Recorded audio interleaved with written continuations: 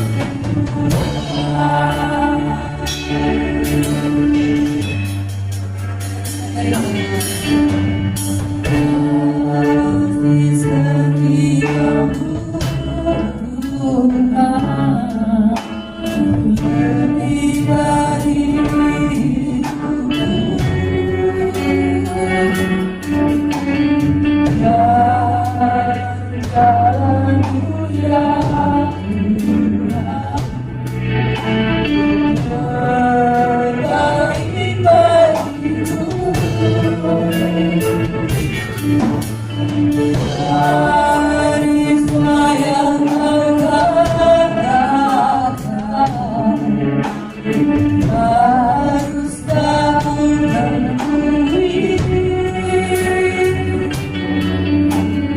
dari semua yang kau janjikan?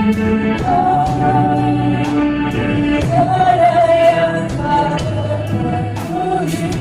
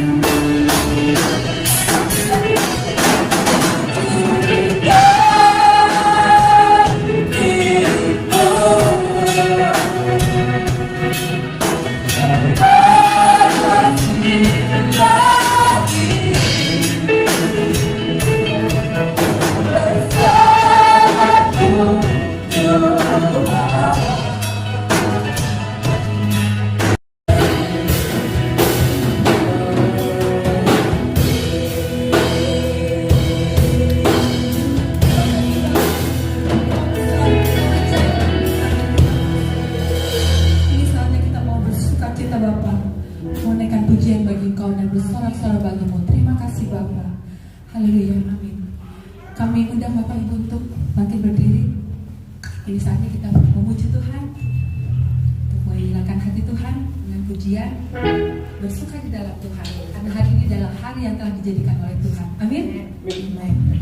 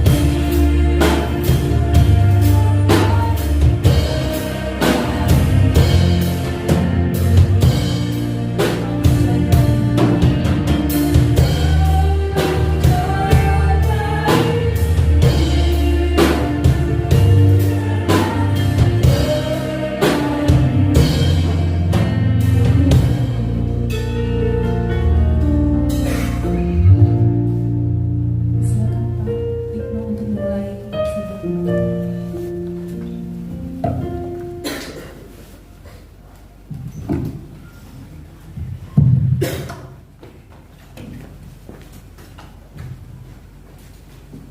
Shalom. Kita hari ini bersyukur atas penyertaan Elohim dari sahabat ke sahabat, bahwa kita boleh melakukan Mikra Kodesh seperti yang Dia perintahkan. Mari kita mulai siklus kita hari ini. Kita mulai dari Makohu.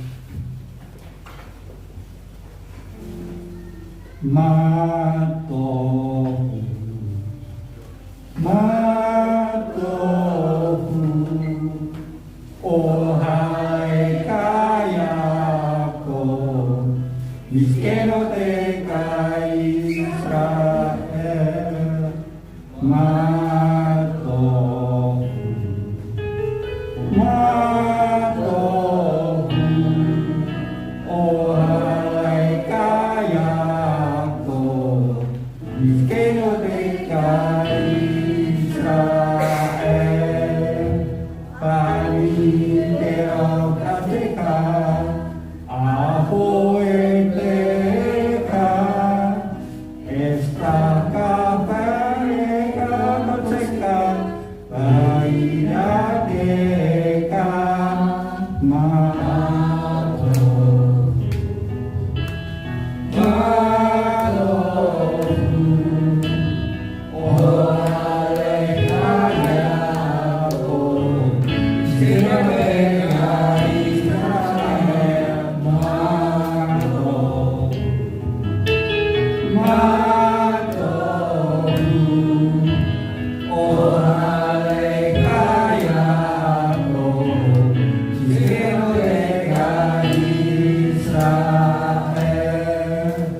Adonai ahaki, meon berbeka, umkon miskan keboleka, miskan boleka, bani estakafe, perang, ebekalibne Adonai, oh si Mato, Mato, oh alekayako,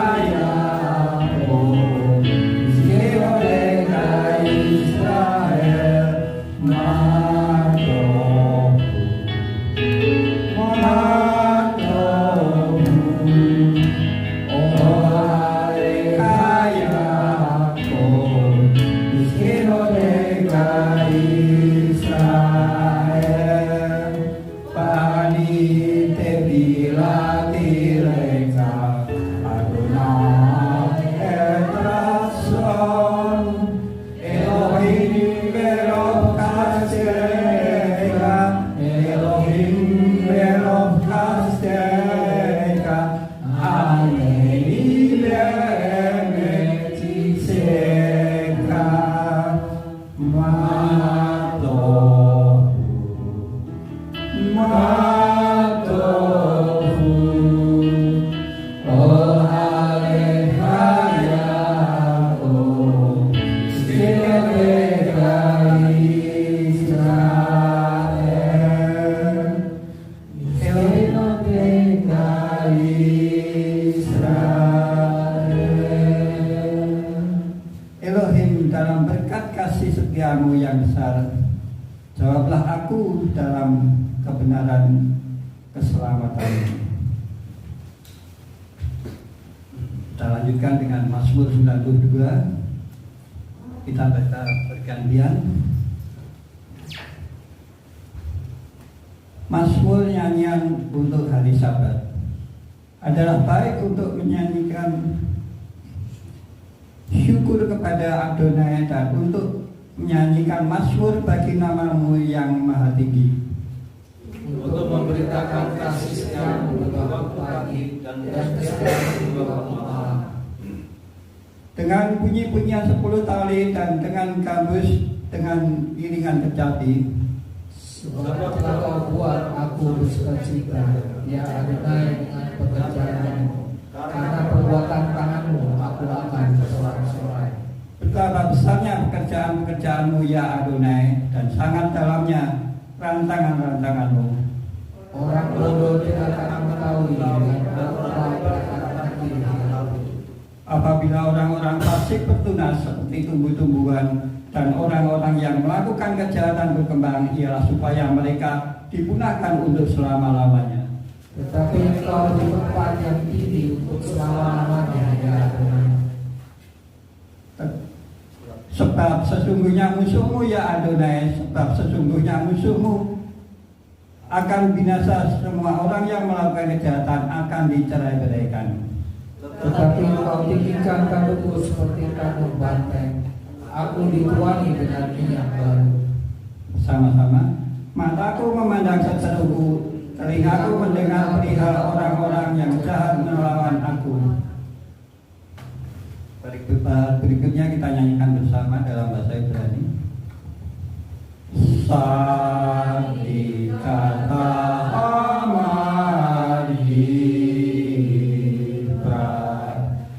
Keres Papanon Yiske Setudim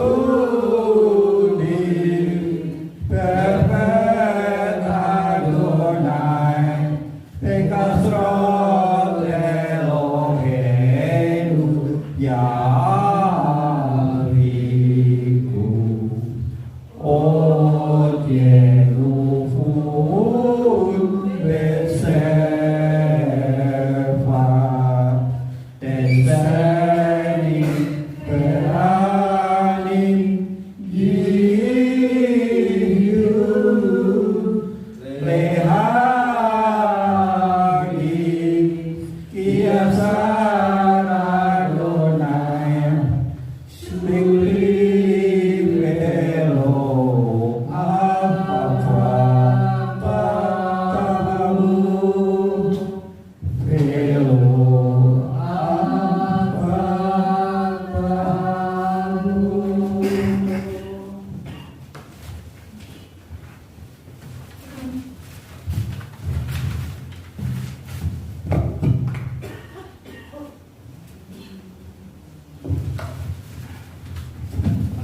Mari kita hilangkan sema.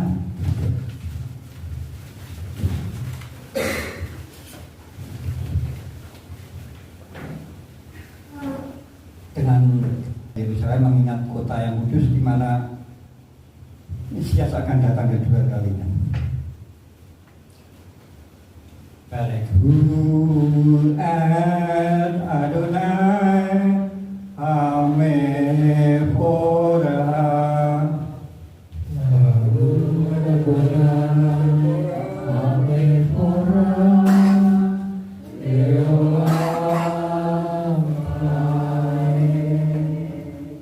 Shema Israel Adonai Elohenu Adonai Echad.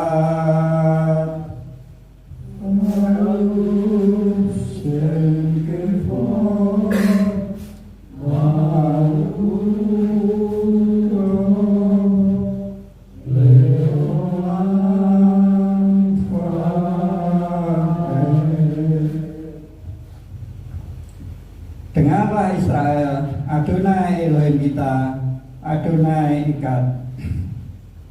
Diberkatilah namanya, mulia kerajaannya untuk selama-lamanya.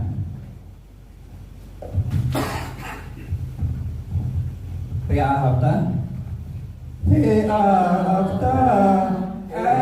Adonai Elohim Bekol Levaka Ubekol Menaseka Ubekol Meudeka Pehayu Adikari Aele Aser Elohim Mesalika Ayom Alabeka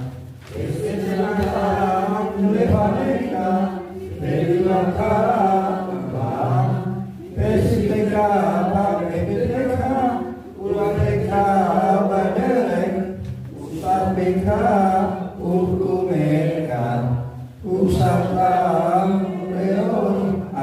Deka Bayadil Kebalaput Beleka Utatang Amin Susah Beleka Bukit Saeta Lima Diseru Bersianan Ekowi Surai Payadan Kedosin Elohekam Amin Adonai Elohekam Asar Hosadiakan Merat Misraim Layam Lakan Elohekam Amin Adonai Elohekam Adonai Elohekam Amin.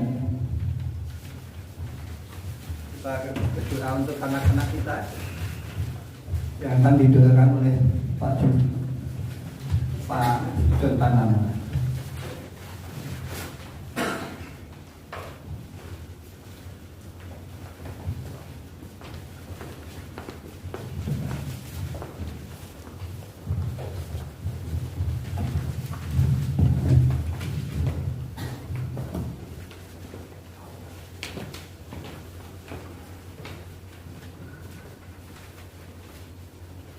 Berkatilah engkau, Ha Elohim Afinu, Afi Adonenu Yeshua HaMashiach, yang mengaruniakan segala berkat-berkat yang baik di dalam surga, di dalam HaMashiach Yeshua. Kami mengucap syukur untuk setiap keluarga kami yang selalu menerima berkat penyertaan dan pemeliharaan-Mu ya Tuhan. Demikian secara khusus kami mengucap syukur untuk anak-anak kami yang ada di ruangan ini maupun ada yang di tempat lain, bahkan di tempat yang jauh sekalipun ya Tuhan. Kami mohon berkat dan Kau mengulurkan tangan-Mu. Engkaulah yang menjadi sumber berkat bagi mereka ya Tuhan. Kami para orang tua mengucapkan berkat bagi mereka juga dengan penuh ucapan syukur untuk keadaan mereka, untuk kesehatan mereka. Biarlah kiranya segala yang baik yang berasal dari tahta kasih karunia Bapa turun atas seluruh kehidupan anak-anak kami. Engkau menguruskan mereka, tubuh, jiwa, dan roh mereka ya Tuhan, sehingga mereka dapat tetap terpelihara sampai kedatangan Mesias pada kali yang kedua. Kami mengucap berkat untuk anak laki-laki kami ya Tuhan. Yesinka Elohim ke Efraim Peki Manasye. Kiranya Elohim Afilo, Bapa Tuhan kita Yeshua HaMashiach, menjadikan kalian seperti Efraim dan Manasye. Engkau akan melupakan masa lalu yang tidak menyenangkan dan akan tetap berbuah sekalipun lingkunganmu tidak mendukung, karena buah-buahmu berasal dari Bapa di surga. Saya ucap berkat untuk anak-anak perempuan kami ya Tuhan. Isiknat Elohim Sarah Erika Pelia. Kiranya Elohim Afinu, Bapa Tuhan kita Yeshua HaMashiach, memberkati anak-anak perempuan kami dimanapun mereka berada, bagaimanapun keadaan mereka ya Tuhan. Biarlah berkat-berkat yang baik turun ke atas mereka. Karuniakan hikmat, pengertian, dan pengetahuan yang baik. Oleh pertolongan Roh Kudus-Mu, mereka dituntut, mereka dibimbing dan dibawa kepada seluruh kebenaran-Mu ya, sesuai dengan janji hamba Yeshua Adonai. Besem Yeshua HaMashiach, Rohen Hagadol Elion Ben Elohim Kain Adon Hasabat. Amin. Amin.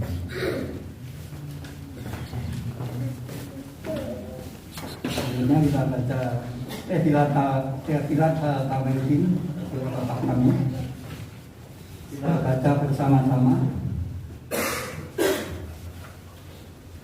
Afinu Seba Samayin Ye Ada Semeka Tapo Malkuteka Ye Hasil Resoneka Kita Samayin Ken Pahares Adlekem Kukenu Dan Manu Hayam Usap Lanu Al-Atainu Kimo Susakim Tang Anakmu Laka Imlan Pehakenu Lidi Snisayang Iim Ka Senamu Milkara Milaka Angkalaka Pehaka Dura Pehati Teret Leolamin Olamin Amin.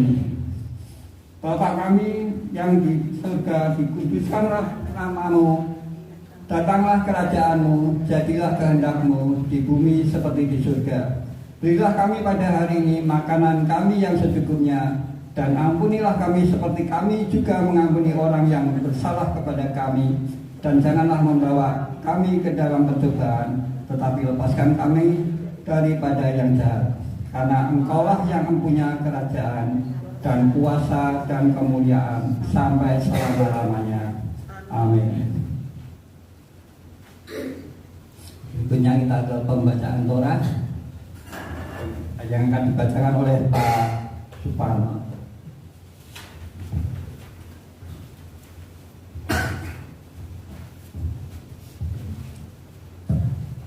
Mari kita naik ke Gunung Adonai, ke rumah Tuhan Yakub, supaya Ia mengajar kita tentang jalan-Nya dan supaya kita berjalan menempuhnya, sebab dari Sion akan keluar Torah dan firman Adonai dari Yerusalem.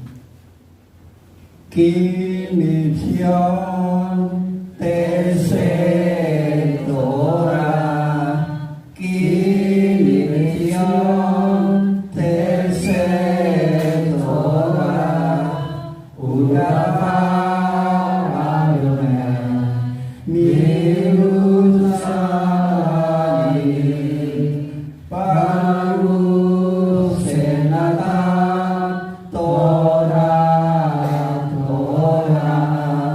baru senata Torah, leamo Israel,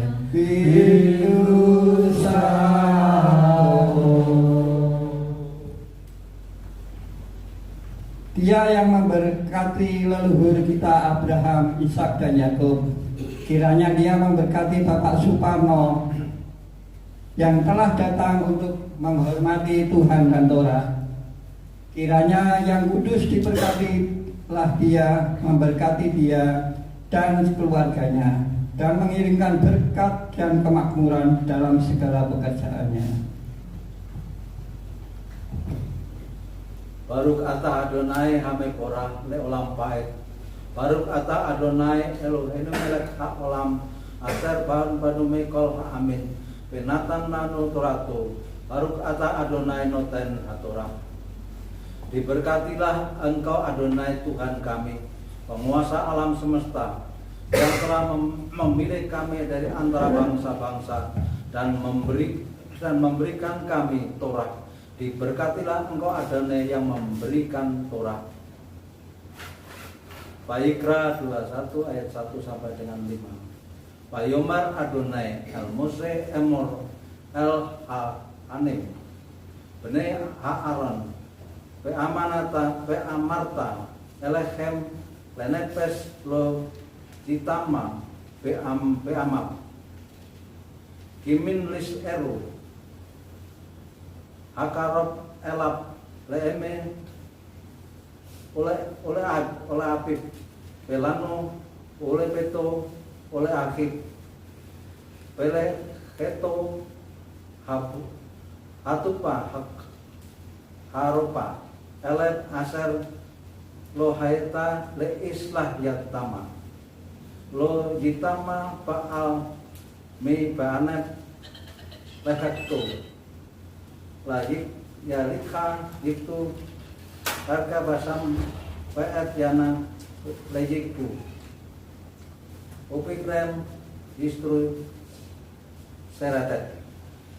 Imamat 21 ayat 1 sampai dengan 5. Dan berfirmanlah Adonai Mose dengan mengatakan, berbicaralah kepada imam anak-anak Aaron dan katakanlah kepada mereka, tak seorang pun boleh menajiskan diri karena jasad seorang di antara bangsanya, kecuali terhadap kerabat dekatnya, yaitu ibunya dan ayahnya dan anak laki-lakinya dan anak perempuannya dan saudara laki-lakinya dan saudara perempuannya, seorang perawan kerabat dekatnya yang belum pernah bersuami.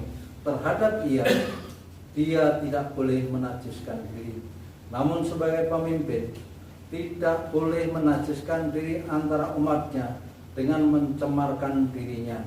Mereka tidak boleh menggunduli kepalanya, dan mereka tidak boleh mencukur tepian janggutnya dan menggoresi tubuhnya.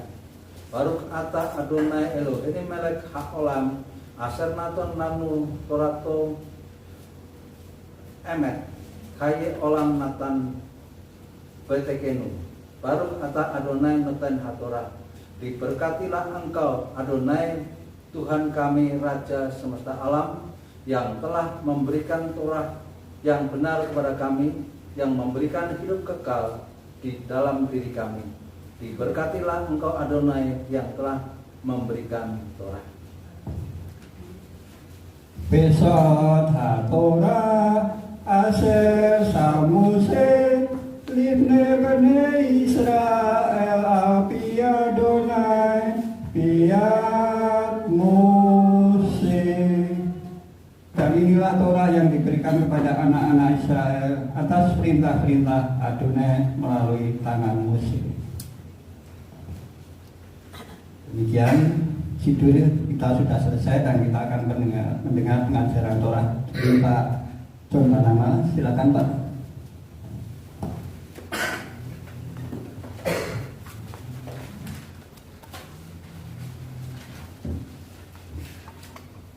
Berkatilah Abah Avinu, Bapak Tuhan kami Yeshua HaMashiach, yang mengaruniakan kepada kami dinamika mesianik apostolik, dan yang mengaruniakan kepada kami hikmat, pengertian dan pengetahuan, dan sekaligus kekuatan untuk dapat hidup di dalamnya. Mashiach Yeshua Adonai. Yerusalem mengingat kota yang kudus di mana Mesias akan datang kedua kalinya. Barekhul ad Adonai Amephorah. Baruch Adonai Amephorah Leolam Shema Israel Adonai Eloheinu Adonai Echad. Baruch Shekefon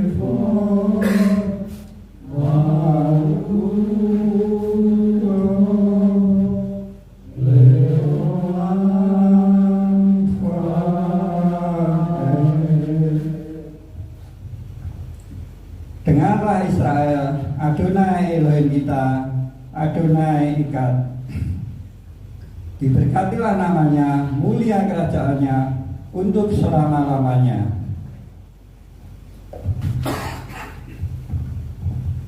Ve'ahavta el Adonai Elohecha b'kol levacha u'b'kol nafshecha u'b'kol yodecha ve'hayu hadivarim ha'eleh asher Elohim mesavika hayom alabeka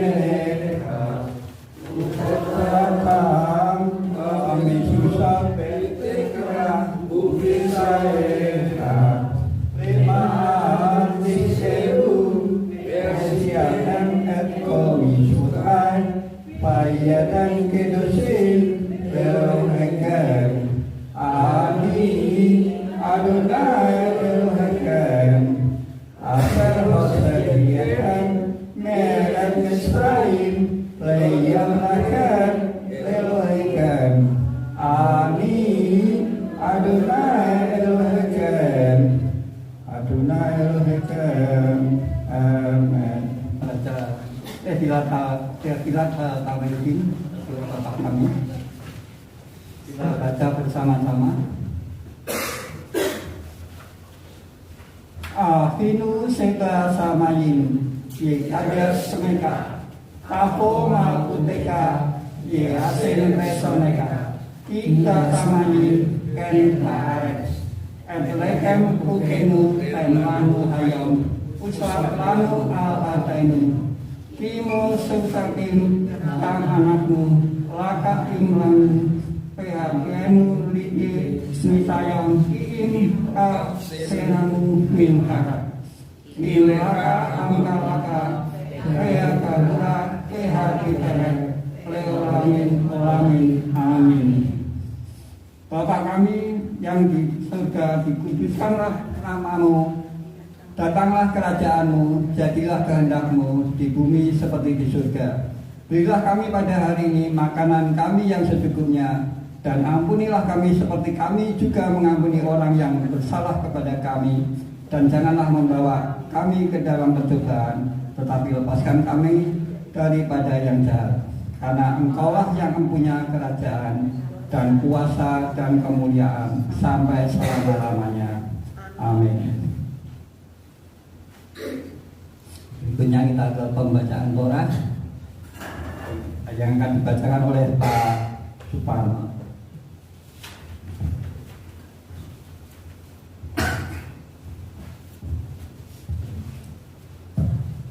Mari kita naik ke Gunung Adonai, ke rumah Tuhan Yakub, supaya Ia mengajar kita tentang jalan-Nya dan supaya kita berjalan menempuhnya, sebab dari Sion akan keluar Torah dan firman Adonai dari Yerusalem. Kimi Sion tese Torah, Kimi Sion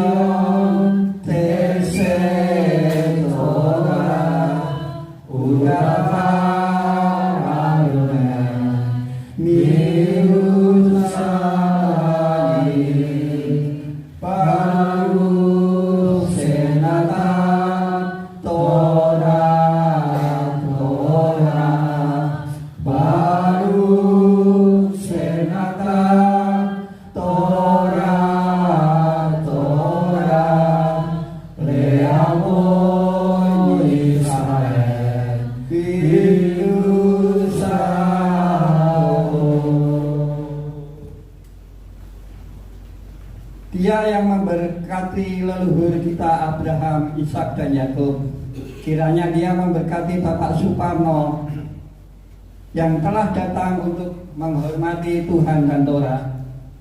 Kiranya yang kudus diberkatilah Dia, memberkati dia dan keluarganya, dan mengirimkan berkat dan kemakmuran dalam segala pekerjaannya.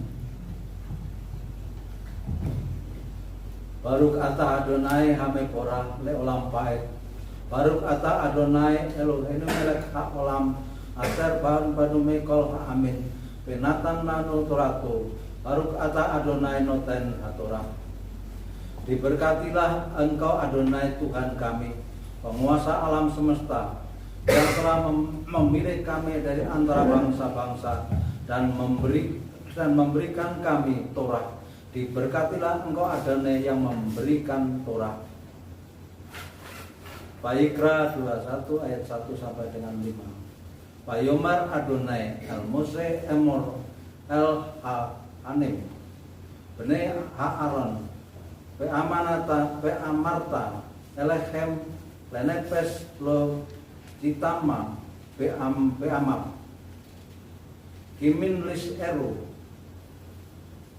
Akarop elap leeme oleh Apip pelano oleh Peto oleh Akib pele Keto hatupa haropa elet aser lo haita le islah yatama lo jitama baal mi baanep lehekto lagi yalika itu harga basam paet yana lejiku upikrem justru seratet Imamat 21 ayat 1 sampai dengan 5. Dan berfirmanlah Adonai Musa dengan mengatakan, berbicaralah kepada imam, anak-anak Aaron, dan katakanlah kepada mereka, tak seorang pun boleh menajiskan diri karena jasad seorang di antara bangsanya, kecuali terhadap kerabat dekatnya, yaitu ibunya dan ayahnya, dan anak laki-lakinya, dan anak perempuannya, dan saudara laki-lakinya, dan saudara perempuannya, seorang perawan, kerabat dekatnya yang belum pernah bersuami. Terhadap dia tidak boleh menajiskan diri. Namun sebagai pemimpin, tidak boleh menajiskan diri antara umatnya dengan mencemarkan dirinya. Mereka tidak boleh menggunduli kepalanya, dan mereka tidak boleh mencukur tepian janggutnya dan menggoresi tubuhnya. Baruch ata Adonai Elohim melek haolam aser naton nanu torato emet kaye olam natan betekenu. Baruch ata Adonai noten hatorah. Diberkatilah engkau Adonai Tuhan kami Raja semesta alam, yang telah memberikan Torah yang benar kepada kami, yang memberikan hidup kekal di dalam diri kami. Diberkatilah engkau Adonai yang telah memberikan Torah. Besot HaTorah Aser Samuse Libne Bene Israel Api Adonai Piat Mose. Dan inilah Torah yang diberikan kepada anak-anak Israel atas perintah-perintah Adonai melalui tangan Mose. Demikian judul kita sudah selesai dan kita akan mendengar pengajaran Torah. Kita coba nama, silakan Pak.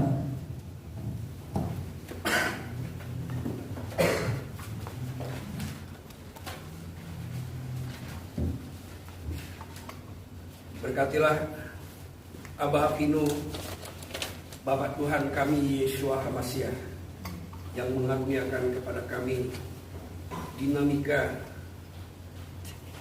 mesianik apostolik, dan yang mengaruniakan kepada kami hikmat, pengertian dan pengetahuan, dan sekaligus kekuatan untuk dapat hidup di dalamnya. Masiah Yeshua Adonai. Salam. Amin.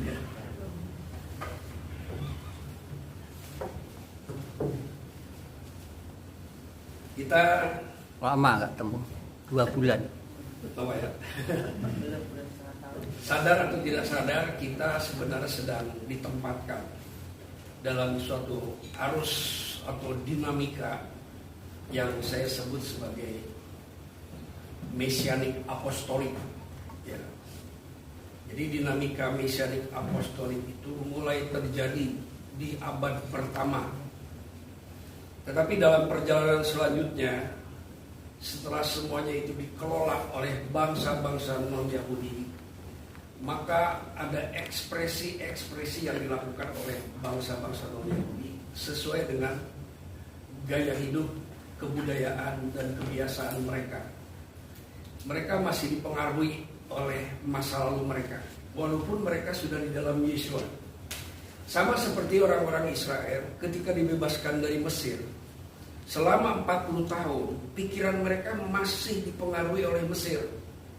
Jadi dia sudah keluar dari Mesir, tapi Mesir belum keluar dari pikirannya. Bahkan sebagian dari mereka ada yang memaksa ingin kembali ke Mesir. Demikian juga perjalanan kehidupan orang-orang beriman yang di dalam Yeshua. Dia sudah dibebaskan dari dosa, dia sudah dibebaskan dari segala penyimpangan. Lalu ada bagian-bagian yang masih dipertahankan, dan itu memang membutuhkan proses. Dalam Roma 11 ya, cabang zaitun liar itu dipotong dari pohonnya, lalu disematkan ya, atau dikenten, istilahnya itu dikenten ya, diokulasi, disambung. Nah, untuk mendapatkan nutrisi, saya menyebutnya nutrision, ya, untuk mendapatkan nutrisi dari pokoknya. Nah, dalam proses menyerap nutrisi itu tidak langsung menjadi sama dengan zaitun sejati, tapi ada proses. Nah, di tengah-tengah proses itu juga ada proses penolakan dari kedua belah pihak. Dari pohon pokoknya ada penolakan, ya. Dari cabang yang disambungkan juga ada penolakan. Nah, dinamikanya berbeda ya. Kalau yang di sini bersifat pasif, yang dari pokoknya itu bersifat aktif ya. Tapi penolakan itu berlangsung sampai akhirnya luka diakibatkan oleh yang diakibatkan pemotongan itu harus menyatu dan harus mengalami proses penyembuhan. Nah, itu terus berlangsung sampai akhirnya benar-benar kuat. Dan kalau terjadi kegagalan, maka ini bisa membusuk yang cabang yang diambil dari zaitun liar. Tetapi kita percaya bahwa Yesua tidak pernah gagal, Ha-Elohim tidak pernah gagal untuk melakukan itu. Ha-Elohim adalah Elohim yang memiliki kesanggupan. Tetapi bila keputusan orang itu ingin melepaskan diri ya dari proses atau melakukan suatu penolakan terhadap proses itu salahnya sendiri, bukan karena Elohim gagal mencangkokkan hal itu ya. Demikian dengan orang Yahudi yang sudah dipotong. Ada ayat di Roma 11 itu mengatakan bahwa hak Elohim juga berkuasa untuk mencangkokkan kembali. Jadi ada orang-orang Israel walaupun sudah dipotong, tetapi hak Elohim berkuasa untuk mencangkokkan kembali katanya kepada batang asli mereka sendiri. Nah, jadi kalau hak Elohim mampu mencangkokkan kembali apa yang sudah dipotongnya, maka saya percaya bahwa hak Elohim juga berkuasa untuk benar-benar batang yang diserahkan itu akan sampai kepada tujuannya. Asal kita, itu sebabnya kenapa beberapa tahun ini saya berjuang ya untuk berusaha memahami mesianik apostolik. Ya, saya lebih suka mengucapkan itu daripada mesianik Yudaism gitu ya. Karena Yudaism itu saya tidak tahu. Saya tidak tahu Yudaism itu seperti apa sebenarnya.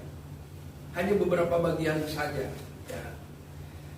Tetapi mesianik apostolik itu ada di dalam kitab Perjanjian Baru ya. Di dalam kitab Brit Kadasa itu mesianik apostolik itu jelas dan gamblang, bisa dipelajari ya, bisa diteliti, dan ada data-data yang mendukung dan juga sejarahnya yang mendukung. Jadi jelas mesianik apostolik itu. Dan mungkin ini kedengaran sebagai istilah yang baru. Saya juga belum pernah mendengar dari orang lain, tapi dari pembacaan ini Tuhan memberikan hikmat bahwa kita berada di dalam dinamika mesianik apostolik. Ya. Kenapa begitu? Ya, karena ada beberapa orang yang sudah belajar Torah,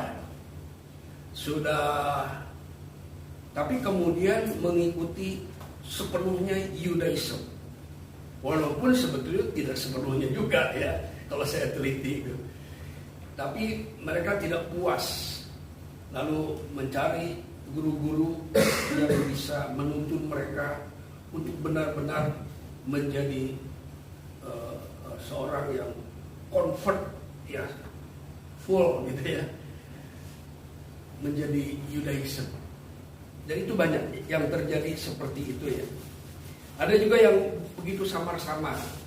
Tetapi kita berada dalam perspektif yang garisnya itu lebih tebal, sehingga lebih jelas perspektifnya gitu. Itu sebabnya dengan berani ya, dengan semangat saya mengkomunikasikannya kepada banyak orang. Dan dalam mengkomunikasikan itu saya memohon kekuatan dari Tuhan. Saya punya doa seperti ini. Give me a power to understanding and to take what you have given me and communicate it to somebody else. Itu doa yang sudah saya pakai kurang lebih sejak saya masih umur 20 tahun ya. Doanya itu hafal dalam bahasa Inggris. Gak tahu deh bahasa Ibrani kayak apa. Jadi berikanlah kepada kami kuasa untuk mengerti dan dapat mengambil apa yang telah kau berikan kepada saya dan juga mengkomunikasikannya atau membagikannya kepada orang lain. Jangan sampai kita hanya bisa menerima tapi tidak mampu membagikannya. Jadi untuk membagikan juga membutuhkan kuasa, membutuhkan kekuatan. Yesus melatih murid-muridnya, mengajar murid-muridnya, tapi Yesus juga memberikan kekuatan kepada mereka untuk bisa mengkomunikasikan kesaksian yang mereka miliki, pengajaran yang mereka miliki, dan cara hidup yang mereka miliki juga bisa diimpartasikan kepada orang lain. Dan itu membutuhkan kuasa. Pertama murid-murid itu mendapatkan kuasa dari Yesua. Itu tidak cukup. Kalau saya lihat dalam kitab suci, ternyata itu tidak cukup. Maka pada hari raya Sakuot, bukan cuma Yesua, tapi Bapaknya mengimpartasikan kuasanya. Jadi kita punya power ganda. Power dari imam besar dan power dari Bapaknya. Nah, sekali lagi ya, tadi saya ngomongnya kurang bagus. Kita mendapat power ganda, double power. Power dari imam besar, Yesua Masiah, HaKohen Hagadol Elyon, dan power dari Ha-Elohim Afilo. Dari mana saya tahu? Itu dari surat-surat Rasul Paulus.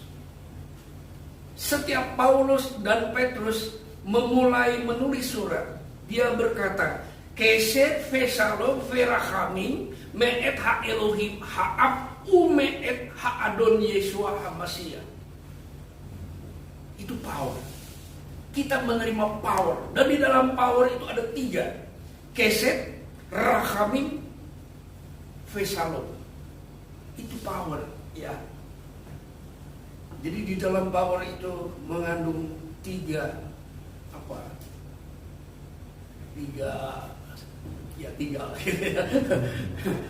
ya, Kesed itu kasih karunia. Kasih karunia itu power.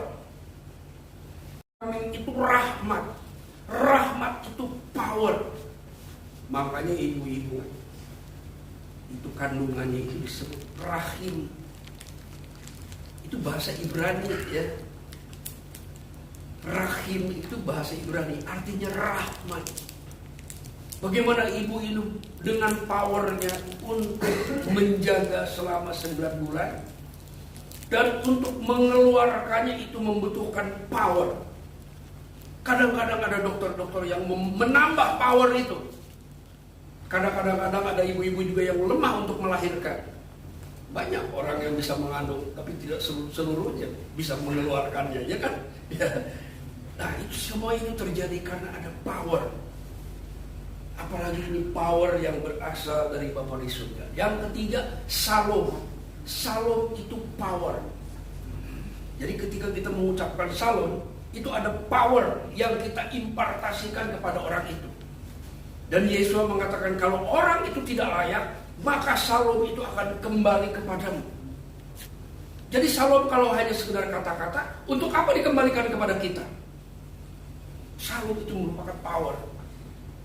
Nah, namun dalam perjalanan selanjutnya, kita yang dari goyim juga akhirnya mempunyai kerinduan ya, untuk menjadi seperti Yahudi gitu ya. Istilah dulu ya, waktu saya suka ngumpul-ngumpul di sore spesialis, itu istilah wanna be Jew, pengen jadi Jewish ya. Pengen banget pakai kippah, pakai tali ya, gayanya, ekspresinya, jenggot, semua itu baik. Tapi itu hanya sebuah pelajaran, bukan power. Itu hanya sebagai pelajaran. Pelajaran yang kita kembangkan dalam ekspresi kita, ya. Tidak salah Tapi itu bukan tujuan utama kita. Kita bisa lihat di dalam kitab Roma. Karena parasa ini berbicara tentang imam besar yang dikuduskan, yang harus hidup kudus, dan harus dikuduskan oleh orang Israel. Imam besar itu harus kudus. Supaya apa? Supaya menjadi contoh, menjadi teladan, menjadi prototipe. Sehingga seluruh Israel meniru kehidupan imam besar. Ya. Jadi anak-anaknya juga meneladani imam besar, orang-orang Lewi juga meneladani imam besar, ya. Dan seluruh Israel juga meneladani imam besar. Tetapi ketika imam besar itu mengalami kemerosotan, imam besar itu mengalami kemerosotan dalam hal power, maka umatnya juga jadi lemah. Kita lihat waktu Musa naik ke atas gunung, Musa berdoa, Yosua dan tentaranya sibuk berperang. Musa mengangkat tangannya, capek, kata orang sudah bilang cangkel. Lalu ada dua orang di sisi dan kanannya memegang tangannya supaya tangannya tetap terangkat. Kalau tangannya Musa itu turun, maka tentara Yosua menjadi lemah.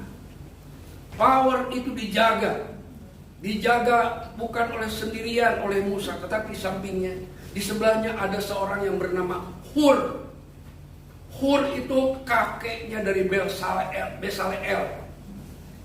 Seorang ahli konstruksi atau arsitek bait suci, itu namanya Besaleel.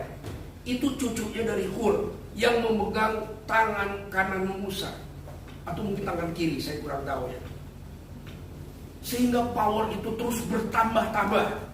Ketika tangannya itu diangkat ke hadapan hak Elohim, maka ada power hak Elohim yang mengalir kepada Musa dan diimpartasikan kepada Yosua.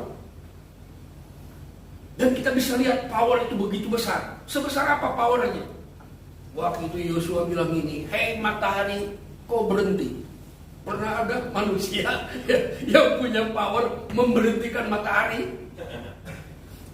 Itu ada cerita di Alkitab. Dan bulan pun berhenti di lembah Ayalon katanya. Itu power dari mana? Power melalui Musa.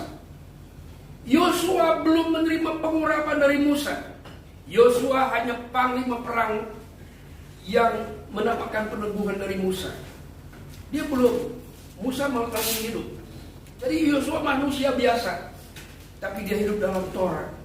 Tapi Torah itu tidak cukup. Dia harus menerima power. Kalau tangan Musa turun, Yosua juga lemah. Nah, ini menjadi pelajaran dari sejarah maupun dari Torah, bahwa power itu penting di dalam pekerjaan yang kita lakukan. Saya setiap datang sini, saya sangat memperhatikan. Kita bisa mendapatkan karunia untuk membedakan roh. Kalau kita bisa membedakan roh, berarti kita bisa membedakan power. Jadi saya suka, kalau hadir dimanapun ya, saya suka memperhatikan seberapa besar power yang bekerja di tempat itu. Dan setiap kali saya datang ke sini, power itu naik terus. Grafiknya itu bisa dirasakan. Amin. Ya, powernya naik terus. Itu seperti apa ya? Kita kayak dicas gitu ya. Hak Elohim itu mengecas kita oleh rohnya. Dan itu bisa dirasakan, bisa dibedakan. Ya. Nah, ketika roh itu dan power itu bekerja, maka ketertiban itu menyusul. Itu di dalam Korintus 14, ketika roh itu bekerja, itu ada namanya sederot, ya. Sederot itu ketertiban, ya. Di mana roh Tuhan bekerja, di situ ada ketertiban. Karena roh itu tidak pernah ada kekacauan. Itu juga salah satu indikator, ya. Salah satu indikasi yang bisa menunjukkan seberapa kuat power itu bekerja. Dan banyak lagi ya, saya sudah pelajari dari saya umur 21, saya belajar tuh ya. Bagaimana suasana. Kadang-kadang dites sama saya power itu. Sebesar apa itu power? Saya itu orangnya agak sedikit nakal ya dalam pelayanan. Sekali waktu saya berdoa pada Tuhan, Tuhan, kenapa power itu cuma ada di Senayan, saya bilang. Kenapa di gereja saya di pinggir sawah ini tidak ada? Wah, saya agak galak kalau berdoa. Karena Bapak itu baik ya. Dia sangat mengerti maksud saya. Sekali waktu saya sedang berdoa, saya dipenuhi sesuatu yang saya belum pernah alami. Seperti ada tepung masuk dalam hidung saya gitu waktu sedang berdoa. Jadi waktu saya tarik nafas, terasa itu ya, wih, kaget saya ya. Apa ini? Udah datanglah hari Minggu, orang-orang yang ibadah. Saya selesai berdoa, orang-orang ke depan gitu ya. Saya nggak pernah alkohol, nggak pernah. Itu orang-orang langsung datang ke depan. Dan waktu saya dekati, itu banyak yang rebah. Bahkan ada yang rebah sampai ke belakang sana. Mungkin dia coba tahan ya. Dia tahan sambil begini, dia itu pemain musik. Dia tahan terus sampai dia terjatuh di belakang gereja. Karena gerejanya nggak panjang. Nggak lebih dari 8 meter. Ya kira-kira 7-8 meter dia rebah. Sehingga jemaat pada nonton, kenapa ini ya? Saya juga aneh waktu itu ya. Kenapa bisa begitu gitu. Terus datang seorang ibu-ibu bawa bayi, dia baru melahirkan, dia ingin menyerahkan bayinya untuk didoakan. Tapi dia nggak bilang sama saya, dia langsung ke depan, dia bawa bayinya gitu. Ibu-ibu juga badannya cukup gemuk ya. Waktu saya dekati, saya mau doakan, ada yang lewat di depan saya, ya, sambil bicara begini, ambil bayinya katanya. Saya panggil pemain musik, ambil bayinya. Waktu bayinya diangkat, ibu yang gemuk itu rebah gitu. Saya terkejut ya, ada apa gitu. Nah, lalu saya penasaran. Saya ingat dengan doa saya. Kenapa cuma di Senayan? Kok di pinggir sawah nggak ada gitu ya? Rupanya Tuhan, lu nantang gue. Lalu saya ke depan. Ya, saya ingin tahu ada apa di mimbar. Waktu saya berbalik itu, saya terlempar juga. Tapi karena saya memang udah ready gitu ya, saya pegangan di kursi, itu kursinya bergeser. Nah, di situ saya mulai diajarkan oleh Tuhan bahwa ketika kita benar-benar memberitakan firman-Nya dengan baik, dengan benar, maka kita tidak perlu mengundang-undang power. Power itu akan bekerja sendirinya. Kita tidak perlu paksa-paksa Tuhan untuk menghadirkan power-Nya. Ketika firman yang disampaikan, maka rohnya bekerja dan sekaligus powernya juga bekerja. Tetapi tujuannya bukan untuk hebat-hebatan, bukan untuk gagah-gagahan, tapi semuanya itu terjadi untuk sebuah pertobatan. Ya, itu tujuannya untuk pertobatan. Tapi ada tujuan yang lebih ini. Tapi sebelumnya saya mau tunjukkan dulu ya, bahwa kita ini bukan mau Yahudi-Yahudian, bukan ya. Kita lihat di Roma pasal 2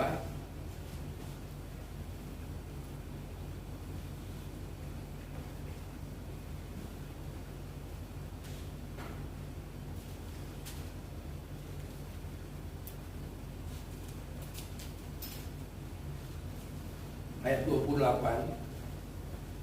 Sebab apa yang disebut Yahudi bukanlah orang yang lahiriah Yahudi, dan yang disebut sunat bukanlah sunat yang dilangsungkan secara lahiriah.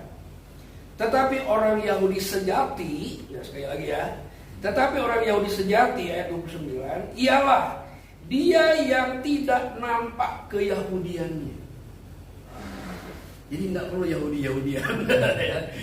Karena di sini ialah dia yang tidak nampak keyahudiannya. Dan sunat ialah sunat dalam hati secara rohani, bukan secara hurufiah, maka pujian baginya bukan dari manusia, melainkan dari hak Elohim. Jadi kita mencari apresiasi dari Tuhan, bukan dari manusia. Jadi tidak perlu menunjukkan keyahudian kita. Apalagi kalau kita bukan orang Yahudi gitu ya. Lalu kenapa kita harus pakai kippah dan sebagainya? Itu hanya sebuah ekspresi gaya hidup sebagai orang-orang yang cinta Torah saja. Dipakai untuk mengintimidasi orang. Ada ya.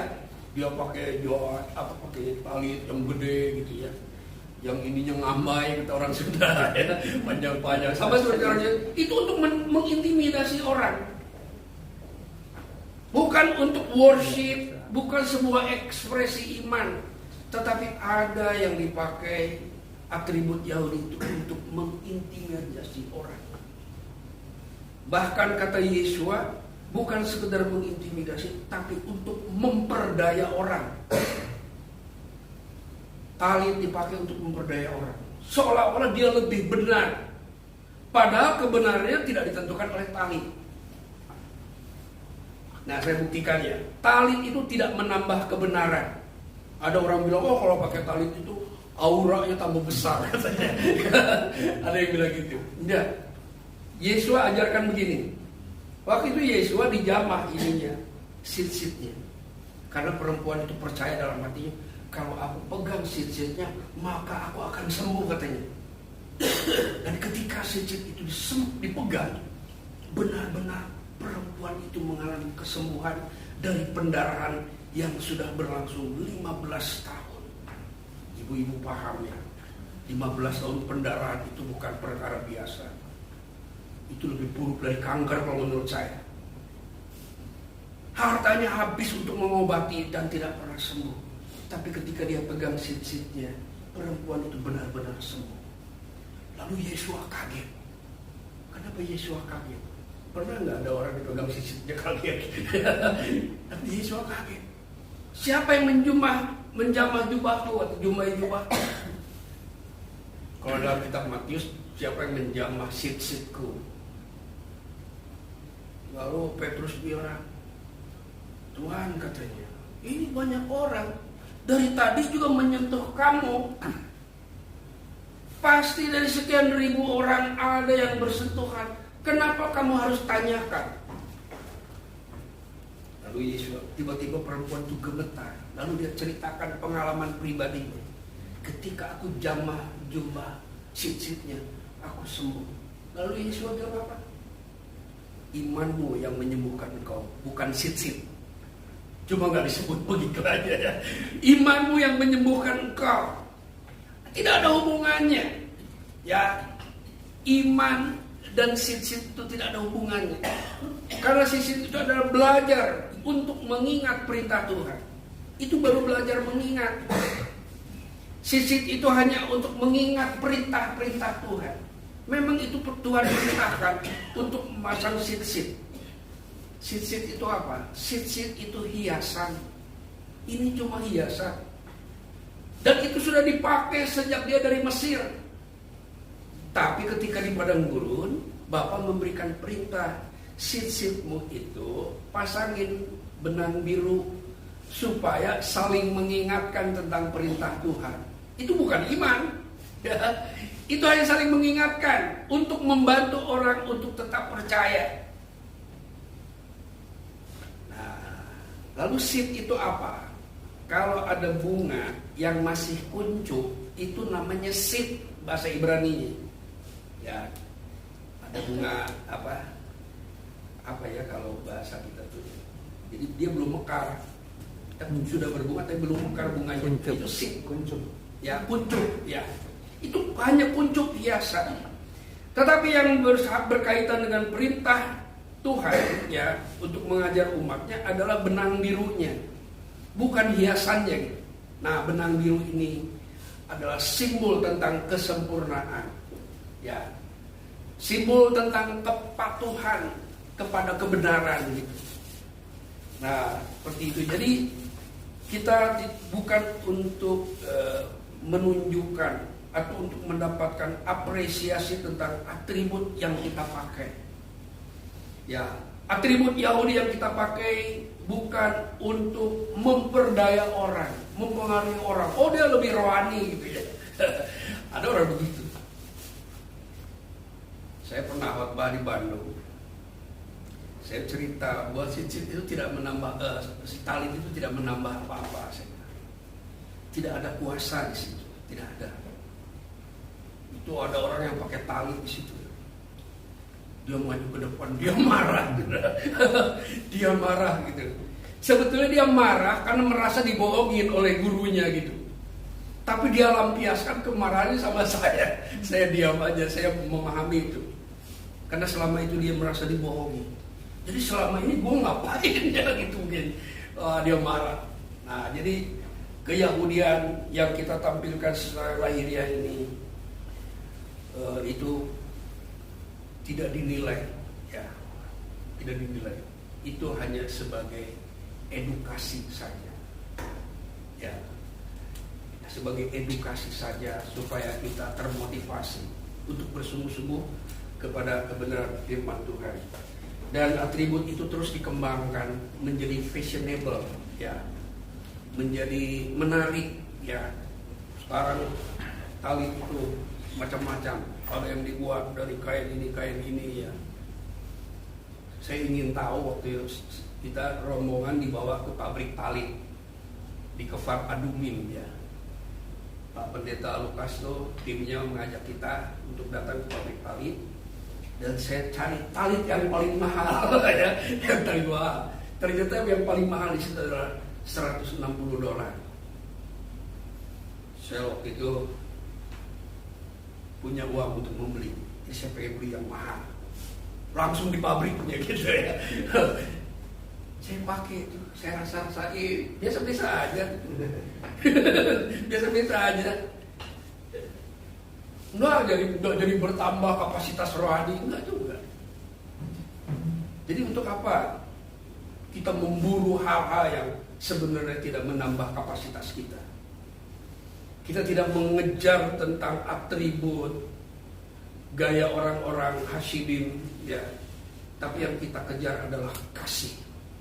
Paulus bilang, kejarlah kasih, katanya. Kasih melebihi dari karunia-karunia. Jangankan atribut, karunia saja.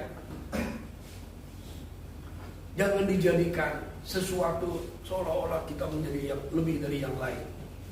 Bahasa roke, penglihatan ke, macam-macam orang ya mengkultuskan hal-hal yang nggak perlu. Saya pernah begini, ya, Pak John, katanya. Pak John kan suka punya karunia penglihatan, katanya gitu kan. Ya terus kenapa? Ini Pak John, katanya, ini ada emas lebih dari 60 kilo kalau nggak salah. Saya kaget ya. Lalu apa hubungannya dengan penglihatan gitu? Lalu dia tunjukkan ada tanda tangan dari kepolisian segala macam, itu resmi. Dan yang mengajukan itu 9 pendeta di kota Jepara waktu itu. Lalu gimana? Jadi nanti Pak John kami ajak ke Cirebon untuk menerawang. Nerawang apa? Karena itu emas ada di lantai. Emasnya boleh diambil dan itu sah, suratnya ada. Tetapi lantai tidak bisa dibongkar. Jadi supaya kami benar-benar tahu, harus ada orang yang bisa menerawang, ya, di situ apakah benar ada emas.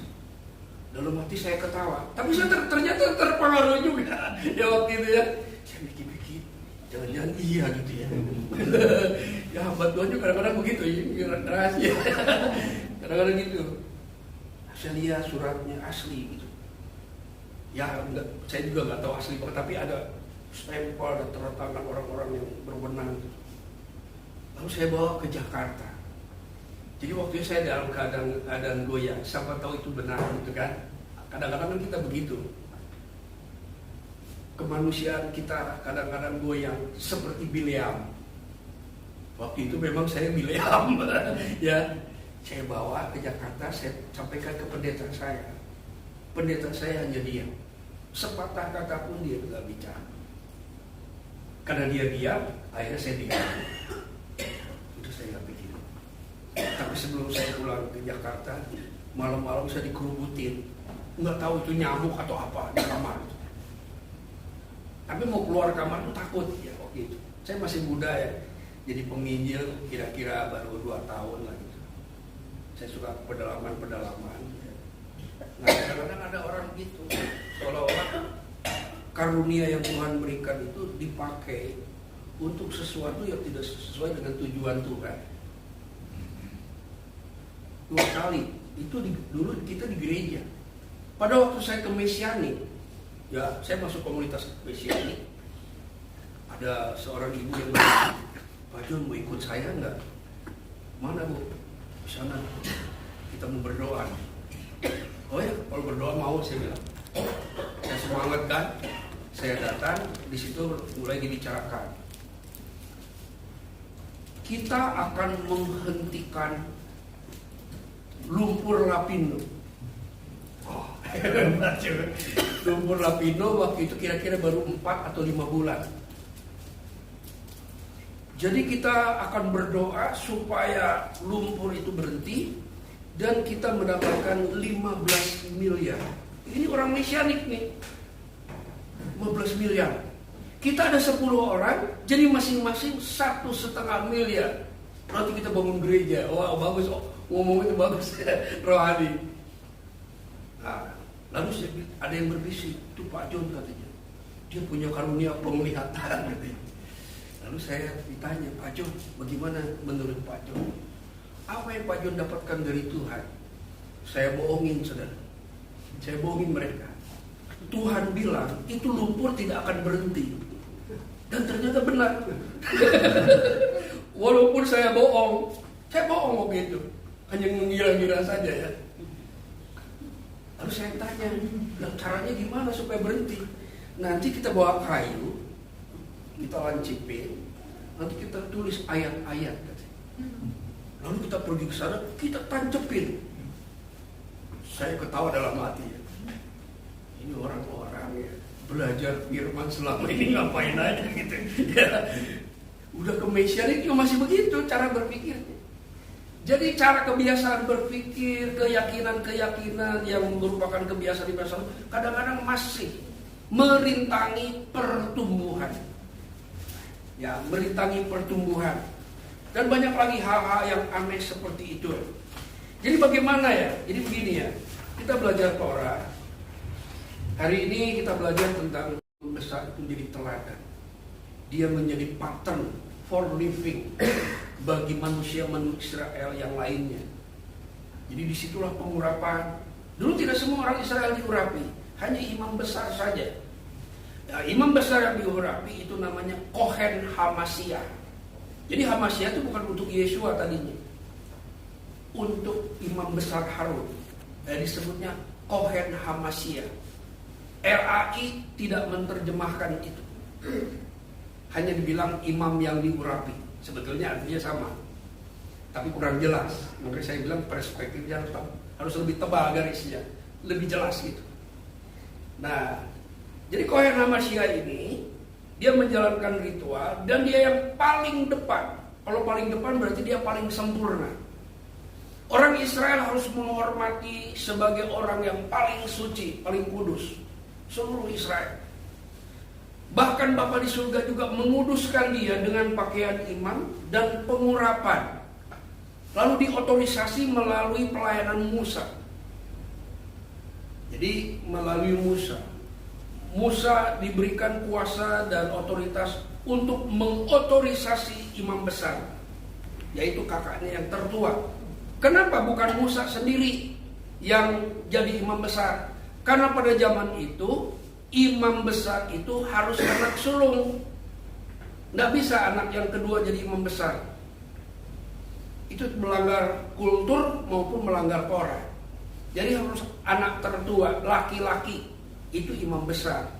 Itulah sebabnya pengurapan itu dilimpahkan kepada Harun oleh Musa. Sebenarnya pengurapan itu diterima oleh Musa, lalu diimpartasikan. Ya, diberikan otoritas itu dan juga sekaligus kuasa. Ya, kuasa kepada imam besar itu. Tetapi yang paling penting dari semuanya bukan hanya otoritas dan kuasa, tetapi juga karakter. Ya, karakter dari imam besar ini. Dan inilah yang menjadi pelajaran untuk memahami siapa sebenarnya Mesias itu. Nah, itu dari pelajaran dari situ untuk memahami. Itulah sebabnya di dalam kitab oleh para imam. Jadi kalau anak sulungnya ada 1000, maka imam-imam itu harus ada 1000 untuk mewakili anak-anak sulung. Begitu ya tatanan kerajaan imamat kerajaan itu seperti itu. Nah, jadi di sini Paulus itu ahli Taurat. Dia seorang rabi, dia seorang sarjana yang benar-benar sekolah di institut atau yeshiva yang paling top pada zaman itu. Dan dia yang mendapatkan kuasa untuk melawan semua yang bertentangan dengan ajarannya. Dia punya surat kuasa itu. Sehingga dia punya keberanian untuk menganiaya orang-orang yang percaya kepada Yeshua. Jadi otoritas yang diberikan kepada Paulus dalam Yudaisme itu besar. Nikodemus tidak pernah mendapatkan surat otoritas seperti itu. Tidak ada rabi-rabi yang lain mendapatkan surat itu dari Sanhedrin. Jadi power yang diberikan, yang dilimpahkan oleh Sanhedrin kepada Paulus itu sangat besar. Ada surat yang mengotorisasi dia untuk menganiaya setiap lawan-lawan yang bertentangan dengan ajarannya. Dia bunuh semua. Dan ada satu langkah yang harus dia tempuh, yaitu ke Damsyik. Karena Damsyik itu perbatasan antara Israel dan Syria. Waktu mau sampai ke daerah Goyim, Yeshua cegah. Jangan marah-marah ya. Kenapa kamu marah-marah ya? Kenapa kamu menganiaya aku? Dalam istilah aslinya itu, kenapa mengejar aku? Kata mengejar ini sama dengan Raja Saul mengejar Daud.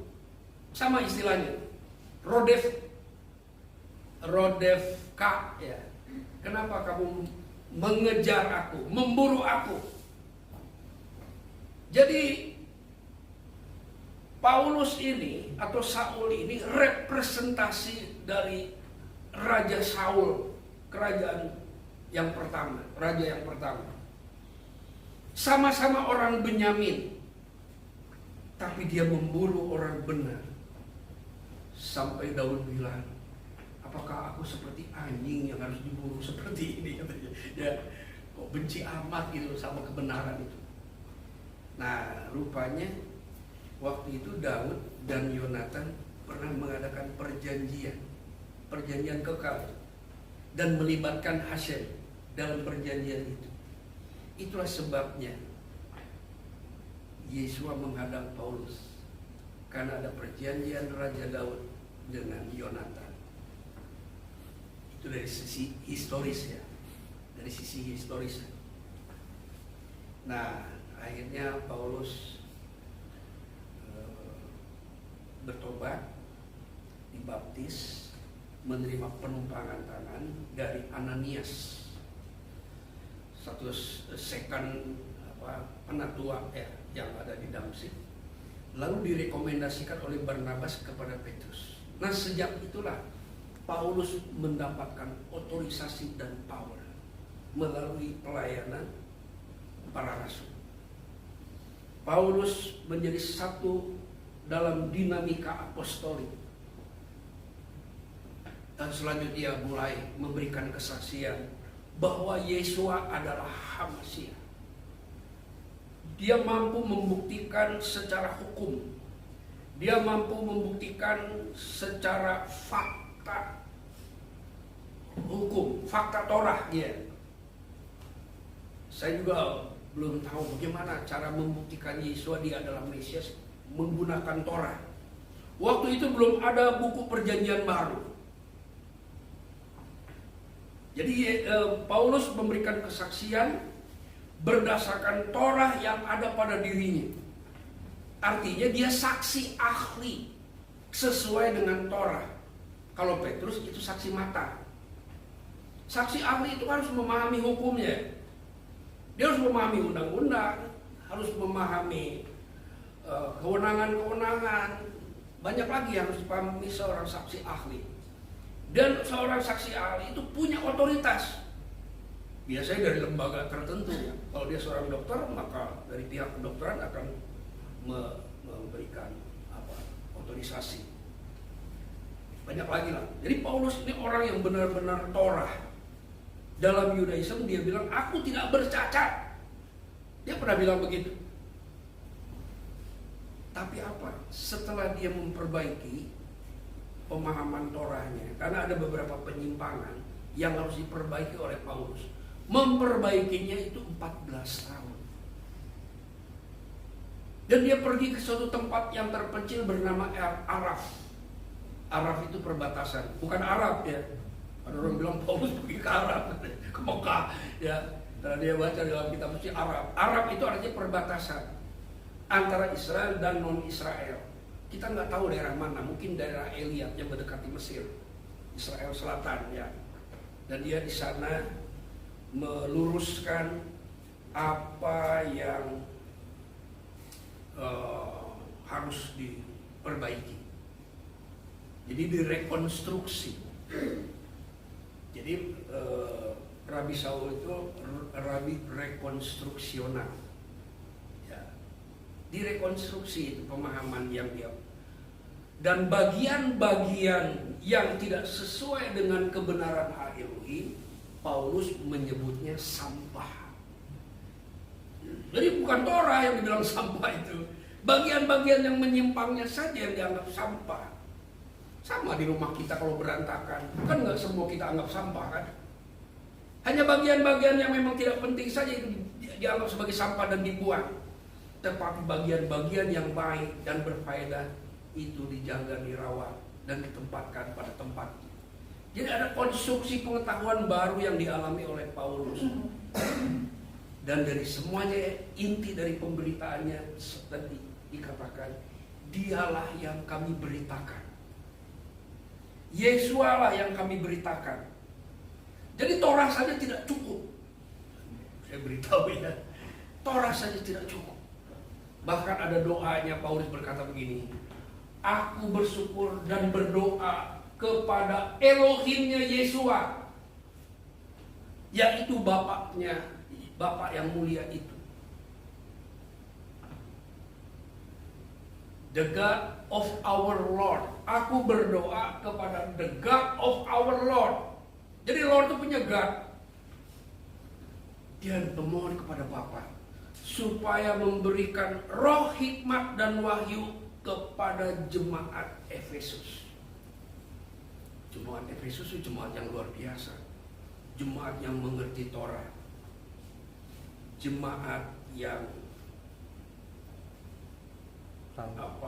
tahan dalam menghadapi deraan perjalanan pelayanan mereka. Efesus itu sudah disebut dalam kitab para rasul.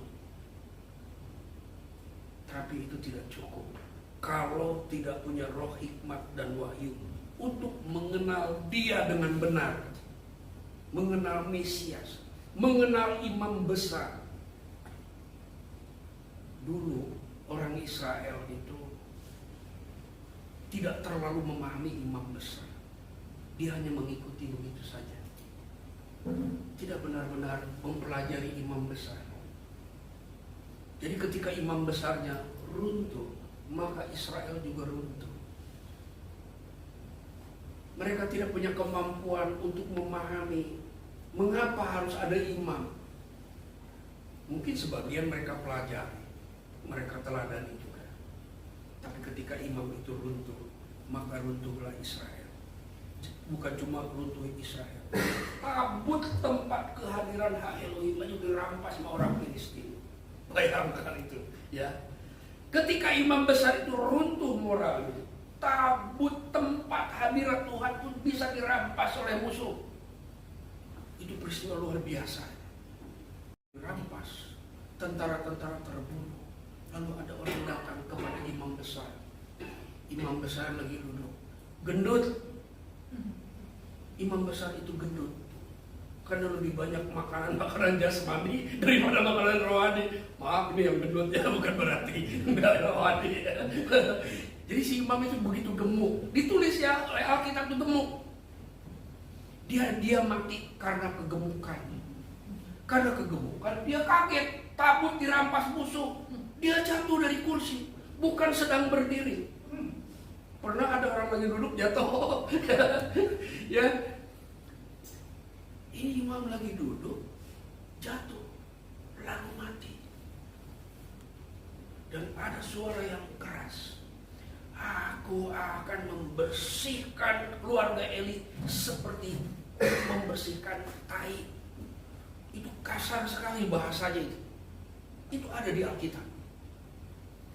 Jadi imam besar itu satu patokan dan juga sekaligus sumber kekuatan. Tuhan menaruh kekuatan pada imam besar itu.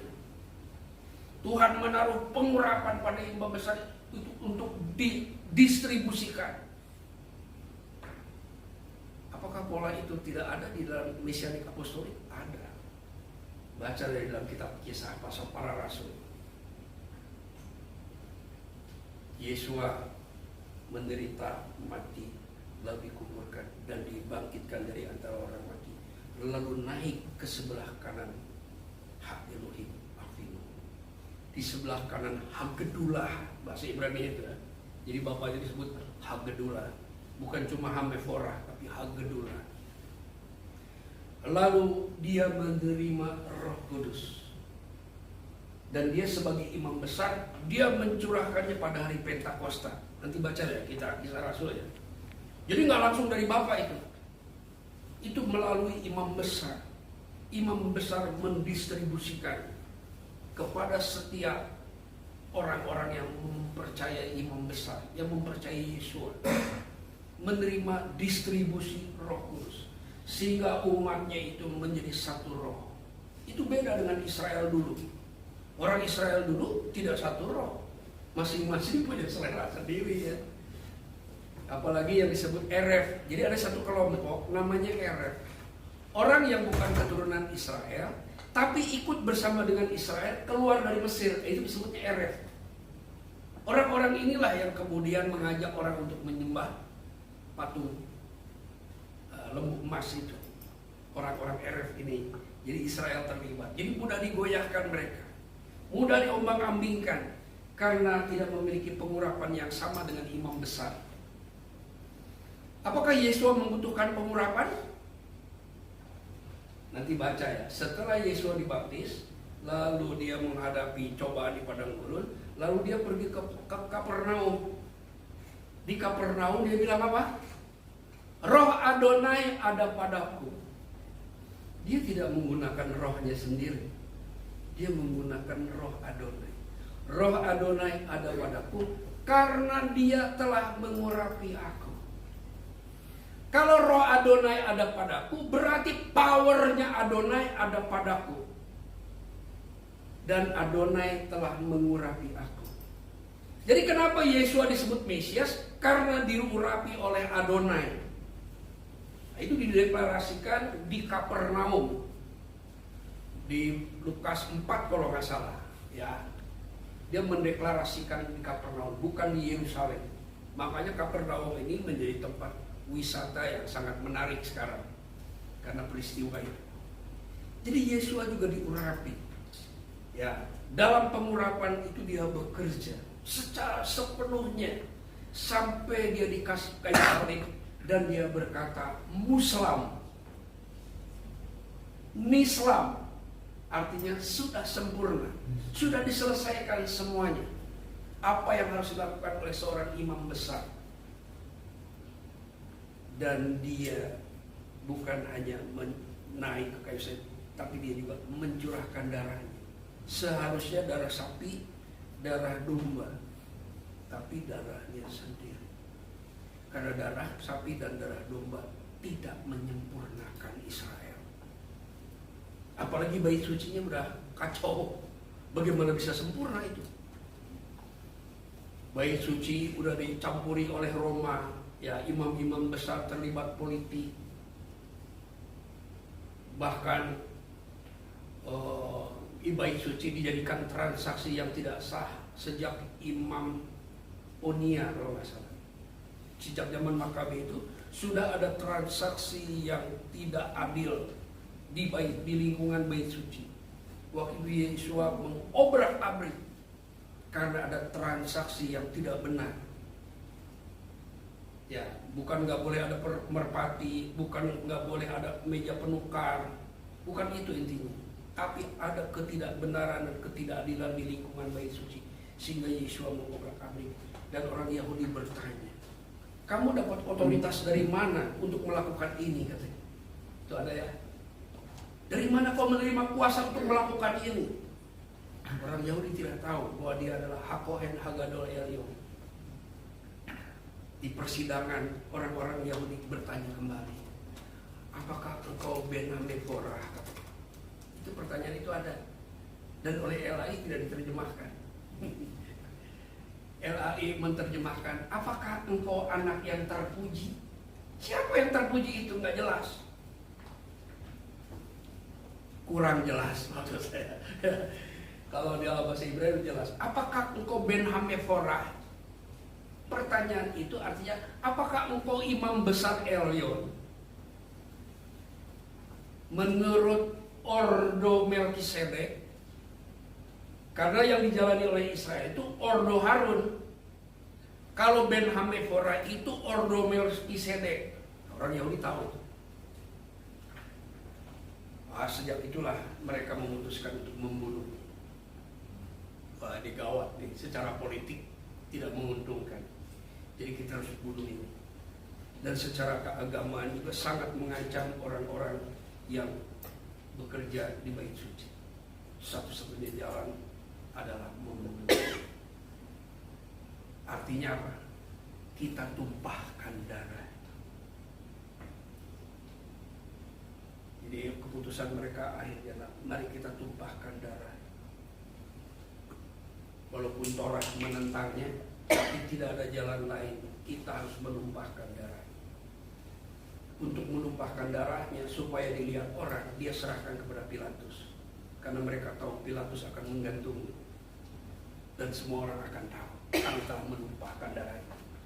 Kalau benar, kami dibenarkan. Kalau tidak benar, kami celaka semuanya.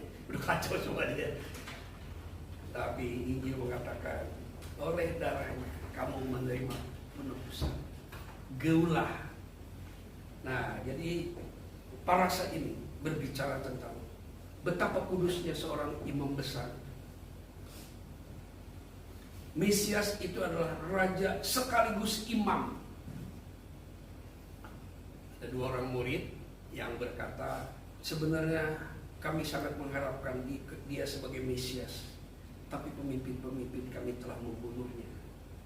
Namun kemarin ada orang-orang yang berkata bahwa dia sudah dibangkitkan dari antara orang mati. Nah, waktu itu Yesua menjelaskan tentang Mesias. Itu di Lukas 24. Yesua menjelaskan tentang Mesias itu dengan Torah. Karena belum ada buku perjanjian baru. Jadi kemesiasan Yesua bisa dijelaskan dengan Torah, dengan kitab para nabi, dan juga dengan kitab Mazmur. Orang yang pertama melakukan itu adalah Yesua. Ketika ada dua orang berjalan ke Emmaus, lalu diselebrasi dengan memecahkan roti. Nah, ketika memecahkan roti, mereka tahu di depannya adalah Yesua yang sudah bangkit. Itulah harapan satu-satunya menjadi imam besar selama-lamanya. Amin. Diberkatilah Aba Avinu, Api Adonenu Yeshua HaMashiach, yang mengaruniakan kepada kami segala sesuatu yang berguna untuk hidup dan untuk hidup dalam kesalehan.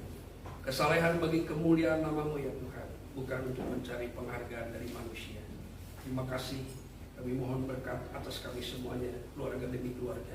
Jika di antara kami ada yang sakit, Tuhan, jamah ya Tuhan dan sembuhkannya. Dan kami juga bertindak di dalam nama Yeshua HaMashiach, menyembuhkan orang-orang sakit yang sedang sakit, disembuhkan oleh kuasa nama Yeshua HaMashiach. Yang sedang mengalami pergumulan-pergumulan dalam banyak hal, Tuhan, Engkaulah kekuatan kami. Berikan kekuatan, berikan hikmat untuk memenangkan segala pergumulan-pergumulan hidup kami ya Tuhan. Mereka yang hidup di dalam kesulitan masalah ekonomi, Tuhan, lawat dan berkati ya Tuhan, supaya semua orang melihat bagaimana Engkau memberkati mereka ya Tuhan, dan mengalami pemulihan dalam kehidupan ekonomi. Yang memiliki hutang-hutang, Tuhan bebaskan dari segala hutang-hutang, dan berikan keberhasilan untuk membayar dan menyelesaikan hutang-hutangnya, oleh karena Engkau menolongnya ya Tuhan. Dan banyak masalah-masalah lain, Tuhan, kami serahkan ke dalam tangan-Mu. Di dalam nama HaMashiach Yeshua, Imam Besar Elyon, Ben Elohim Kain Adon Hasabat. Amin.